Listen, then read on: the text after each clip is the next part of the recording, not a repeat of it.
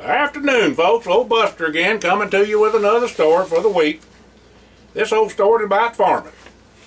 I do want to tell y'all I appreciate y'all looking in and listening to the stories, and makes me feel right proud that you enjoy listening to them, and that you might get a little chuckle out of them. And appreciate all the folks that helped me doing this and encouraged me to do it. Going to be honest with you, I wasn't going to do it at all. But we got some surprises coming on down the line, so we'll kind of let you in for them a little bit later on. But thanks for everybody that lending a hand, and especially to Lulu for doing the filming, and old Larry out there for helping us with everything else about getting them all fixed up. And we just hope you keep listening. All right, this is about farming. Well, Grandpa Gus done roused Buster out to bed. Told him that they had to save the crop. It was 2 a.m.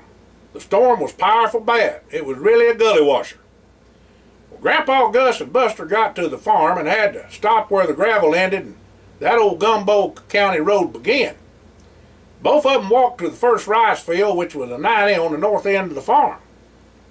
Thunder and lightning was playing havoc in the sky, and it was raining so hard you could barely see your hand in front of your face. That old Gumbo balled up on their boots and made them twice the size, and just wasn't no hurrying with that weight on their feet, you know. But they made good time as they could. Well, Grandpa Gus told Buster that he sure enough had to have his help to save the crop. The levees was busting out and going to wash the rice right on down to Indian Bayou and then to the Arkansas River if they didn't stop it, or at least slow that water down some. Well, Grandpa Gus had his shovel and told Buster he knowed it was cold for a summer night, but he was going to have to lay down in the cut till he filled her in and stop that water. Well, Buster told his and Grandpa to just let's get her done. Buster lay down in the mud and the water whilst his Grandpa Gus fought the water flooding the field and the rain beating down on both of them. Well, Grandpa Gus was a hand and knowed he had to stop the water, and with Buster breaking the speed of the water, he just might be able to shovel enough of that buckshot and gumbo mud to fill a break in the hole. And hold it as well. We sure hoped that it was the case, because if it didn't, it was all going to be gone. We're going to lose the crop. Grandpa Gus and Buster went all night and up into the morning filling break after break in the levees. Sometimes they had to do it over and over again because the levee kept breaking. Finally, wore down and shivering with the cold and their clothes wetter than a frog and heavy as a ton of bricks, they held the water or opened cuts so the pressure was off the levee and saved the crop. Well, Grandpa Gus told Buster he done a fine job and couldn't have saved the crop without his help. Made Buster feel right proud he could help and save the day, I tell you. Well, Grandpa Gus and Buster tromped on back to the truck and just sit a spell waiting to see what the weather was going to do. That old GMC had a heater and they had her going full blast to warm it up. On towards mid-morning it started to clear and that old bayou began to swell and overflowed its banks. Sure was glad Grandpa dozed the overflow pit next to the road and put a pump in and drain pipe to move that water out. The overflow was about a 7-acre patch that was Buster's to do with as he pleased. It had sweet hickory all over it, and Buster cut it for barbecuing and firewood to sell for spending money as hard cash was hard to come by in them days. Well, they went on back to the house and cleaned up, and Grandma fixed up a mighty fine big breakfast, and they both took a little nap. Later on that evening, Buster and his and Grandpa Gus listened to the radio for the weather on the farm report, and then headed on back to the farm. They had to service the relift with oil and diesel and check on the levees to make sure water wasn't draining off the fields. After chores was done on the equipment, Grandpa Gus and Buster walked the bayou banks where they had water pumping out the fields into the bayou. Danged if the main drainage pipe wasn't stopped up. Grandpa said to Buster that he reckoned that they was going to have to clear it. Well, Buster knowed what had to be done. It was just like when he done cleared them beaver dams that was always causing problems with the flooding. Well, Buster jumped on into the water amongst the log jam blocking the pipe. Buster had to pull out all manner of limbs and logs and other debris caught up in the jam. Now he had to be right careful like, because if he wasn't, Ain't no telling what would happen to him if it broke free. The suction would pull him into the pipe and he'd probably drown. Well, heck fire, there's dead critters and snakes and fish and frogs, a mess of other stuff he had to contend with. Finally, between him and the water and Grandpa Gus on the bank, they got her cleared.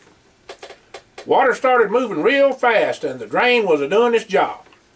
Well, Grandpa Gus and Buster lit on out back to the house again and got ready for supper. Grandma had fried okra and sliced maters and pan-fried taters and Buster's favorite corn and fried pork chops are ready awaiting for him in no time. Like I say, Buster could eat a whole pan-fried potato skillet himself. A good cold glass of sweet tea hit the spot, and there was coconut pie with meringue on a German chocolate cake for dessert. The next day, Grandma packed her dinner bucket for the two of them, and Grandpa Gus and Buster went on back to the farm to check on things. Well, Grandpa Gus had him some of them awful smelling and tasting sardines and crackers, and Buster had him some fried bologna sandwiches. Well, Grandma always put in some kind of dessert, and Grandpa Gus would always give it to Buster. Buster dearly loved sweets, but Grandpa didn't much fancy to him, you know. That day, Buster got him a niner and some peanut butter patties and Grandpa Gus's cake from the one Grandma baked last night. Now, I'm going to tell you about them peanut butter patties. Buster's been eating them nigh over 50 years or so. Only place you can get them is at the Walmart store now. Well, after dinner, Grandpa Gus told Buster to drive to town whilst he walked levees and get some parts and ask if and Walter's pa could come on out and weld on some of the equipment that needed repairs. Well, Grandpa Gus also told Buster to stop by and tell Hired's pa that he needed his dump truck and backhoe out to the farm as soon as he could get there too. He also said if and he see Jesse to tell his and pa he needed to borrow a special wrench they use for the gas company and only needed it for an hour or so, if and he could spare it. Whenever he could turn it loose would be okay with him, he said. Well, Buster done all that and got on back to the farm and seed Mr. Mason on the way back. Now, Mr. Mason was a neighbor across the road in town, and his place joined theirs to the southeast. Well, Mr. Mason said he was in a pickle for sure, because that rain done took out most of his levees, and he thought he probably lost his rice crop, plus his bean fields was flooded as well. When that heat from the hot summer began to beat down on what was left of the crop, you had better have that water off or the mildew and rot would get the rest. Well, Mr. Mason didn't get out that night before, so he pert near lost all of it for the year. Well, Grandpa told Buster if they hadn't went out that night, they'd be broke for sure.